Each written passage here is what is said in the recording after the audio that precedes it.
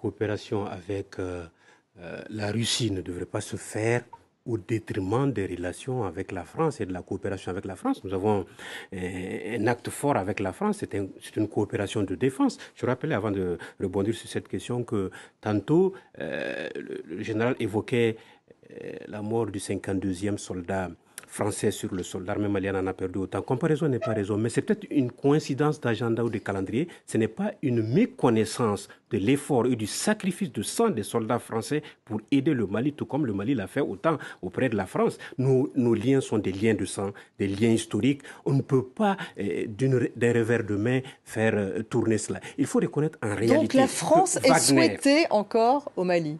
La France est souhaitée au Mali à condition de discuter avec les autorités maliennes d'égal à égal, à condition de mettre en avant l'intérêt du Mali, à condition d'arrêter cette ambivalence, cette ambiguïté. Aider le Mali. De quelle ambivalence parlez-vous, pardonnez-moi? Aider les groupes armés rebelles qui n'ont pas déposé encore les armes. Ça ne passe pas. Empêcher le Mali d'aller à Kidal, empêcher le Mali de travailler sur son territoire, il faut le faire avec les autorités maliennes, en accord avec les autorités maliennes, parce qu'aujourd'hui, les autorités de Bamako aussi sont soumises à une opinion qui ne tolère pas, qui monte, qui marche, qui manifeste. Et malheureusement, les propos du président Macron réconfortent cette partie de l'opinion qui est dans ces excès-là. Il faut le reconnaître. Il y a un sentiment anti-français.